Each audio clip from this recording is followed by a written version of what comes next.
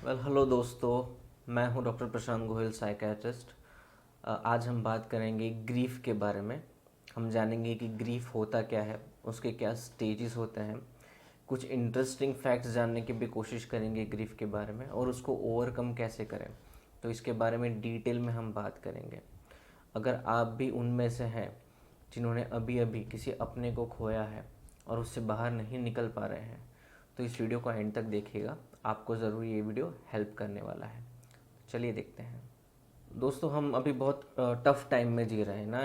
Covid ने पूरी दुनिया को हिला के रख दिया है। ऐसी ऐसी अनएक्सपेक्टेड चीज़ें हो रही हैं जिसका हमने कभी सोचा नहीं था। घर में लॉक हो गए, बाहर नहीं निकलना, सोशल लाइफ ख़राब हो गई, किसी की जॉब चली गई। लेकिन सबसे ज़्यादा दिक्कत तब हुई जब अनएक्सपेक्टेडली बहुत यंग एज में लोगों की डेथ होने लग गई कोविड की वजह से।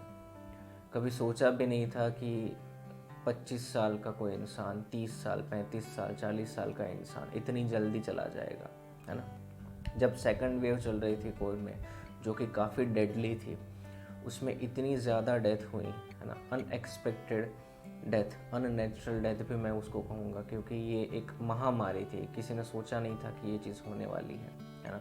तो इतने ज़्यादा लोग मर गए।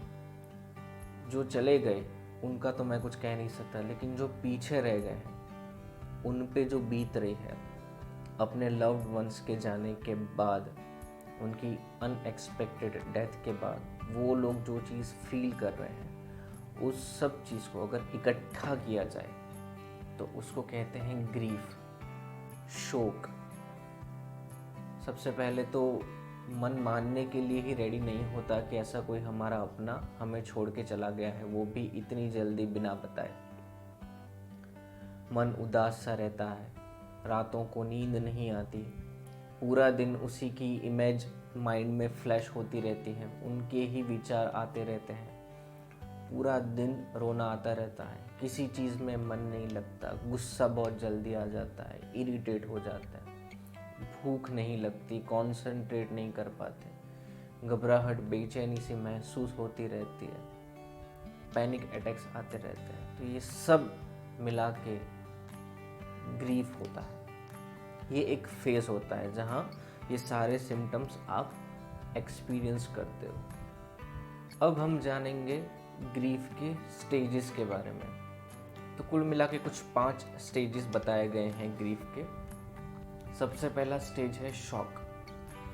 जब भी हमें किसी अपने की डेथ का न्यूज़ मिलता है तो क्या होता है, पहले तो हमें मानने में ही नहीं आता कि ये सच है। हम तो ये कहते हैं कि ये झूठ है, ये सही नहीं हो सकता। शॉक में चले जाते हैं, पूरी बॉडी वाइब्रेट करने लगती है, शिवियर होने लगता है, कुछ लोग बेहोश भी हो जाते हैं, चक्कर आते हैं। Stage of shock. फिर जैसे जैसे हम अपना थोड़ा बहुत होश संभालते हैं, फिर दूसरा स्टेज स्टार्ट होता है, वो है डिनायल का। हम एक्सेप्ट करने के लिए रेडी ही नहीं है कि ये इंसान हमें छोड़ के चला गया। कंप्लीटली डिनायल होता है कि नहीं, ये हो नहीं सकता, ये सच नहीं हो सकता, वो अभी मेरे से बात करेगा, वो अभी आएगा वापस, वो कल आएगा वापस, वो यहीं पे कहीं है, वो कहीं नहीं गया है इंसान। Stage of denial. मानने के लिए हमारा मन रेडी नहीं होता कि कोई हमारा अपना हमें छोड़ के चला गया है। थर्ड स्टेज आता है एंगर, गुस्सा आता है। 3 लोगों पे गुस्सा आता है। सबसे पहले उस पे जो छोड़ के चला गया, दूसरा खुद पे भी गुस्सा आता है। क्यों? क्योंकि कहीं ना कहीं हम खुद को गिल्टी समझते हैं। ये गिल्ट फीलिंग हमारे माइंड में इतनी ज़्यादा होती है, ये सब ना याद आता रहता है। अरे, 2 दिन पहले मैंने इससे ऐसी बात करी थी, काश मैंने उससे अच्छे से बात करी होती, काश मैंने उसको ज़्यादा प्यार दिखाया होता, काश मैंने उसको इतना सपोर्ट किया होता, काश मैं उसके लिए कुछ कर सकता या कुछ कर सकती कि वो बच जाता, है ना। तो वो जो खुद को दोष देना, वो जो गिल्ट फीलिंग है, वो बहुत ही ज़्यादा ट्रबलसम होता है। और ये जो गिल्ट है, यही सारे फसाद की जड़ है। ये आपको रिकवर करने में परेशान करेगा, वो टाइम लगाएगा, इतनी जल्दी आपको उस चीज़ से बाहर नहीं निकल पाएगा। तो गिल्ट पे काम करना बहुत ज़्यादा ज़रूरी है। फिर आता है फोर्थ फेज, वो होता है डिप्रेशन का। मन उदास रहना, रोते रहना, किसी चीज़ में रुचि नहीं रहना, पूरा दिन एक ही थॉट उस इंसान के बारे में आता रहना, भूख नहीं लगना, प्यास नहीं लगना, नींद नहीं आना, तो ये सारे डिप्रेशन के सिम्टम हैं जो 4th स्टेज में धीरे धीरे डेवलप होता है। और जब धीरे धीरे हम इस चीज़ से बाहर आते हैं, रिकवर करते हैं, तब आता है फेज ऑफ एक्सेप्टेंस, जब हमारा मन फाइनली थक गया, उसको मानना ही पड़ा कि ये इंसान मर चुका है, अब ये वापस नहीं आने वाला। एक्सेप्टेंस में जैसे हमने इस चीज़ को ले लिया, उसी वक्त हम ग्रीफ से बाहर निकलना शुरू कर देते हैं। अब हम जानेंगे कुछ इंटरेस्टिंग फैक्ट्स ग्रीफ को लेके। 2-3 चीज़ें हैं जो मैं आपके साथ शेयर करना चाहता हूँ। सबसे पहली चीज़ तो ये है कि जो चला गया हम उसके लिए ज़्यादा नहीं रोते, हम रोते हैं खुद के लिए, क्योंकि हम दुखी महसूस होते हैं। हमें लगता है कि हम आगे की ज़िंदगी इस इंसान के बिना कैसे गुजारेंगे।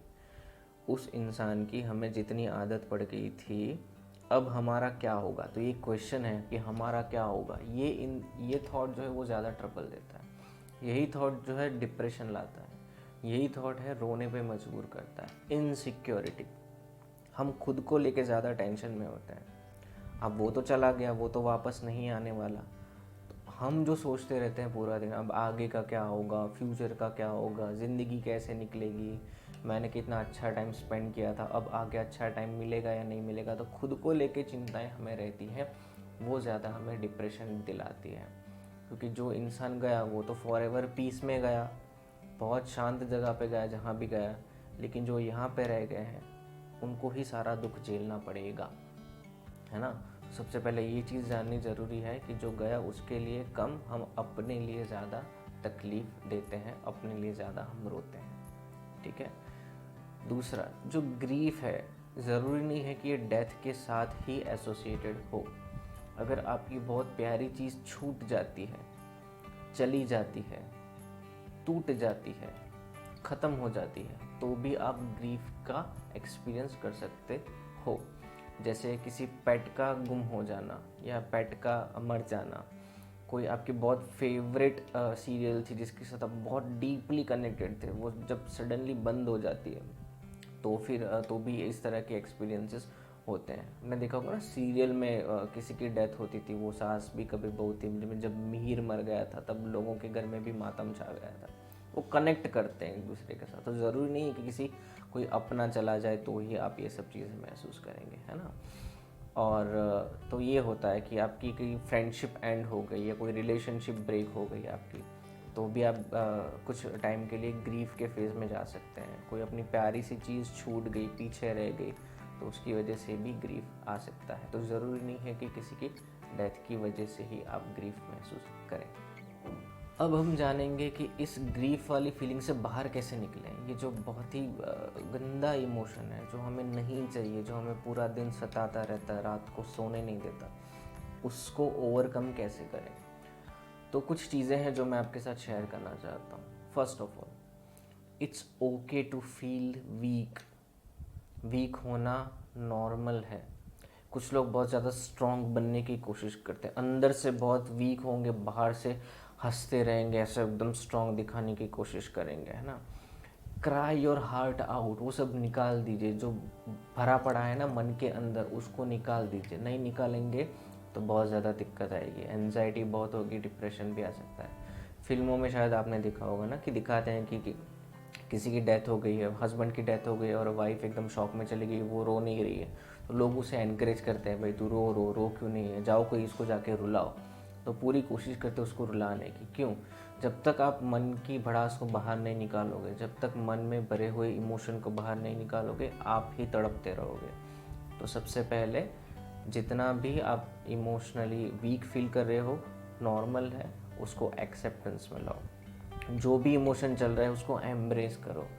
वीकनेस है, रोना आ रहा है, सैड फील कर रहे हैं, गिल्ट फील कर रहे हैं, it's okay, it's normal to feel like that way. उससे डरना नहीं है, उससे दूर भागने की कोशिश नहीं करनी है, उसको अवॉइड भी नहीं करना है। जो हो रहा है उसको होने दो, जितना रोने का मन करे रो लो, ठीक है। तो इस चीज़ का ध्यान रखना बहुत ही ज़्यादा ज़रूरी है। ग्रीफ से ओवरकम करने के लिए जो सबसे इम्पोर्टेंट चीज़ है वो है एक्सेप्टेंस, जो मैंने फेज 5 कहा था। जब तक आप एक्सेप्ट नहीं करोगे कि कोई इंसान आपको छोड़ के चला गया है, तब तक उस बर्डन से आप बाहर नहीं निकल पाओगे। वैसे आपको एडवाइस देने वाले बहुत मिल जाएंगे कि भाई ठीक है, होता रहता है ऐसे, क्या कर सकते हैं, मूव ऑन करो। डिफ़िकल्ट होता है, इतना आसान नहीं होता।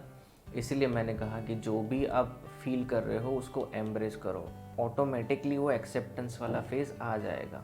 ऐसा नहीं है कि आपको कॉन्शियसली कोशिश नहीं करनी है, कॉन्शियसली भी आपने कोशिश करें उस चीज़ को एक्सेप्टेंस में लाने की, और इवेंचुअली वो फेज़ आएगा ही आएगा जब आपको एक्सेप्ट करना ही पड़ेगा कि ऐसी चीज़ आपके साथ हुई है। ठीक है, तो एक्सेप्टेंस इज़ द की।